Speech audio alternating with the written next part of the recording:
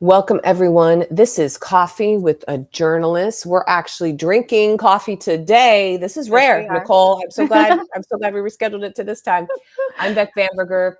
We do this podcast because publicists like myself need to better understand how to work with our journalists, editors, freelancers, etc. Because frankly, that's how we all survive and get stuff done and make stories happen. So, Nicole, before we go even well, let me introduce you first, and then we can talk about our chords and all the things. Okay. Nicole, Nicole Silberstein. Did I get that right? You did, yeah. There we go. Good. We talked about Steen versus Stein.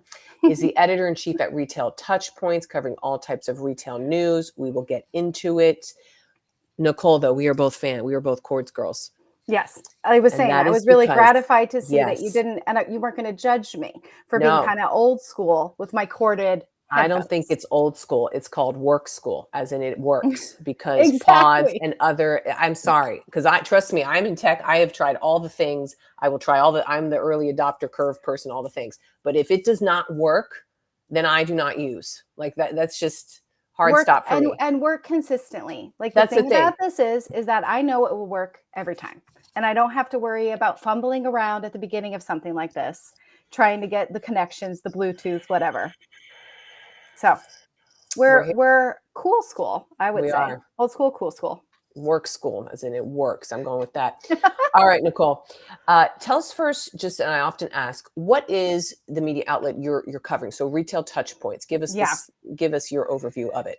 So Retail TouchPoints is a B2B publication covering the retail industry, primarily the U.S. retail industry. Yep. And, so our readers are executives working in or around retail. And that could be anybody from an owner of a local shop, an Amazon seller, all the way up to folks working at the biggies like the Walmarts and Amazons of the world. And then also, there's a big collection of companies out there that also develop services and tools for retailers. So those executives are also a big part of our readership. So retail is the second largest employer by sector in the US. We're all consumers. Everybody shops. There's never really any shortage of news and things for us to cover. What we really try to focus on in our coverage is tactical stories that will help our readers move their business forward, advance things. Or lately, a lot of it is about handling headwinds in the larger economic climate. Yeah. What a time to be in retail. I know. Right. But then you could have said that during COVID too. It's always a time to be in retail. It is always a time to be alive. Yes. Yeah. Yes. Nicole, how is your inbox then, especially as editor-in-chief?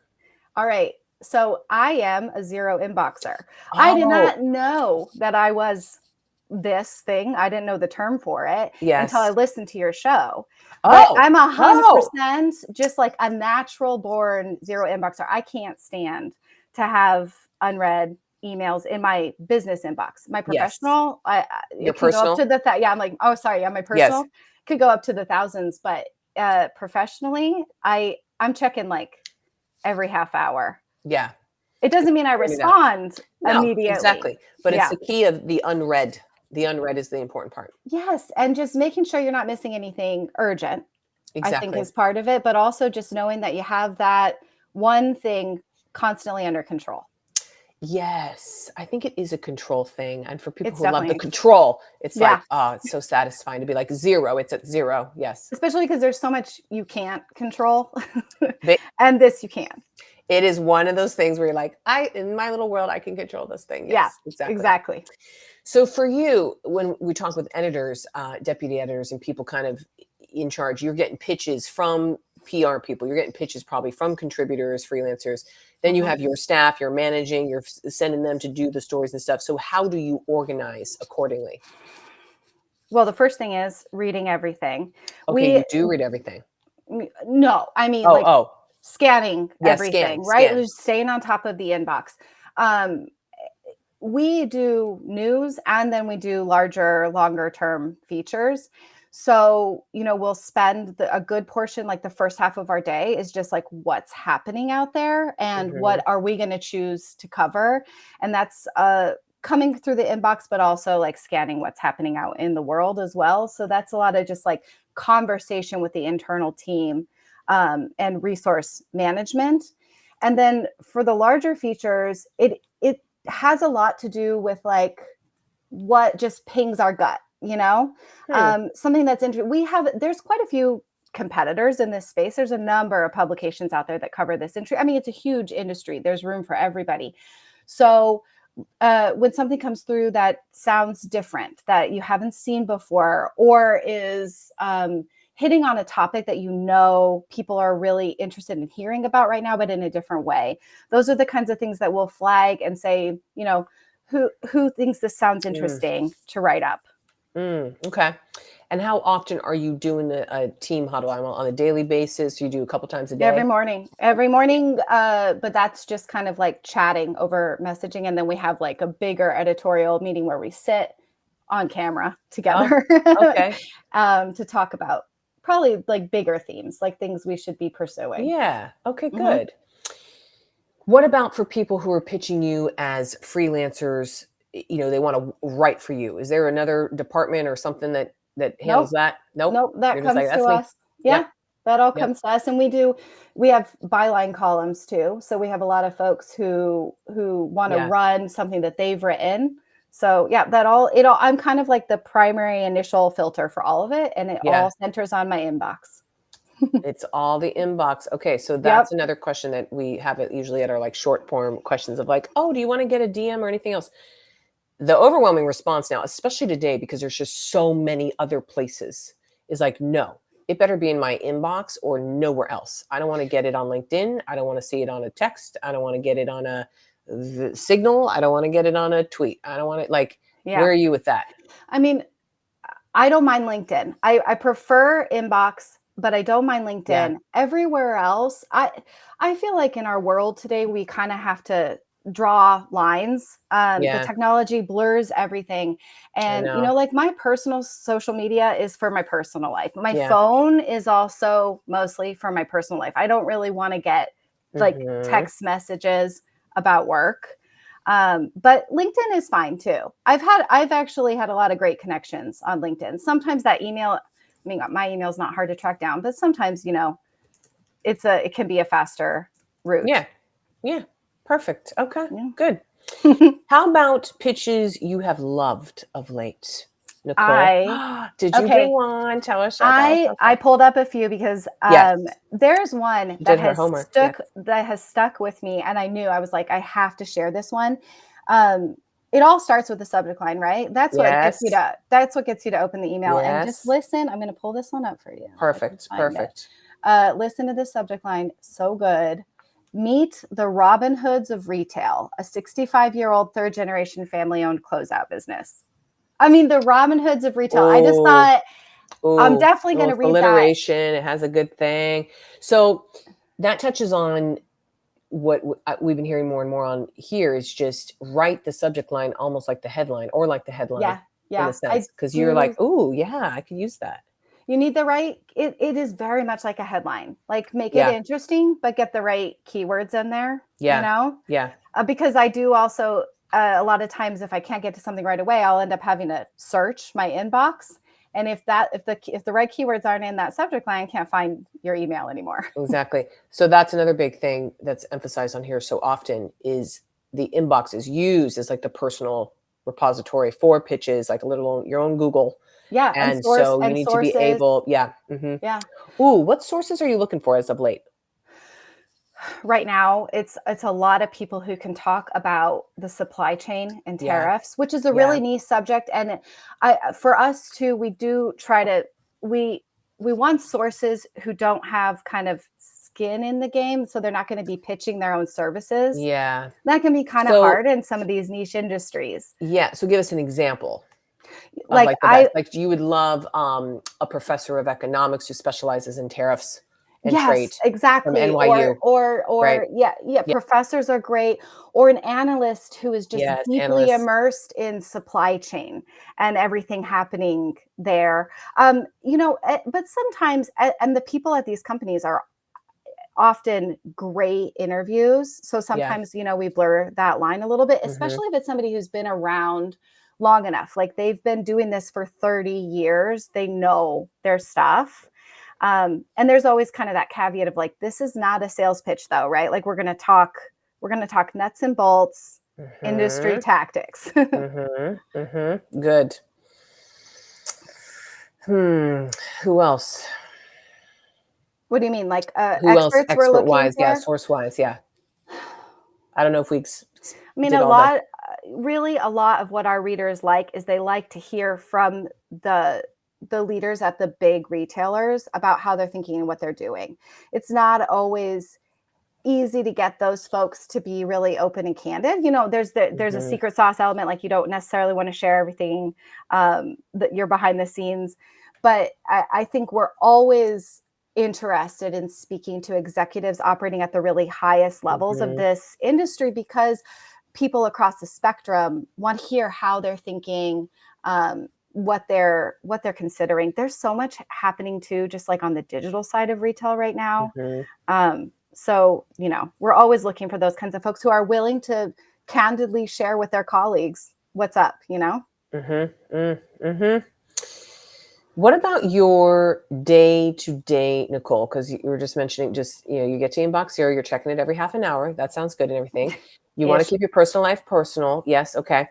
You're talking about the sources and like all the people that could help you out and everything. But like day in the life of, could you walk us through a little bit? And I like to ask this question more so that publicists are seeing and getting like, okay, yeah, this is a real person just trying to do their damn job too. Yeah. And they don't have clients, but they have a lot of other things to be doing. Yeah. So how would you describe? Broadly speaking, I can divide my day into basically two halves. Like the first half of the day is all dedicated to just news. So that includes like, you know, figuring out what to cover, writing it, editing each other's pieces, because we all edit each other's pieces, getting it posted. So that's the first half of the day, every day. Shipping. Yeah, without fail. Yep. The second half of the day is the part where I get to have a little bit more fun. So I get to think about what stories I want to pursue, what themes, look through those pitches for like deeper like case studies and stuff, and think about who I want to set some time up with. And then now also I have just taken over hosting our podcast. So that's eating up quite a lot of my second half of my day. Well, and there you go, Nicole. You know, and I mean, please, if you have any tips, but this podcasting requires quite a lot of behind the scenes effort. So that's taking a lot of time, just finding the right guests, prepping, booking, all of that. Yeah. Honestly, the only way I survive is I got a team that does like all of this, and I just can. Sadly, I'm the talent, so I just show up on here and ask good questions and stuff. So that's great if you can get to that point, but it does take definitely an army, a little small army, a savvy one, to all the tools, line it up. My army in this right now is the PR folks in a lot of ways, because they're the ones helping me figure out scheduling.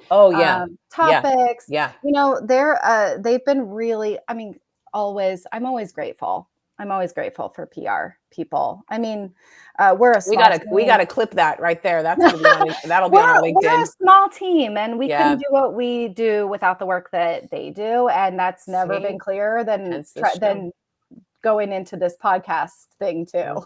I love hearing that. So speaking of that, a new little phrase that we have here, and then we can get into our rapid fire questions, is I love it when publicists ... I hate it when publicists, or I dislike when publicists ... So what would be I love it when publicists? They're kind of two sides of the same coin. I love it when publicists know who we are, know the kinds of stories we do, and write a pitch that's relevant to us. I hate it when publicists clearly have no idea what our publication does. And, so there's a ton of pubs out there that do like, product reviews and lists. Yeah. And I think a lot of publicists see the word retail in our name and just assume, and they clearly don't even check our website. And the amount of pitches I get for like, do you want to include this in your summer swimsuit list?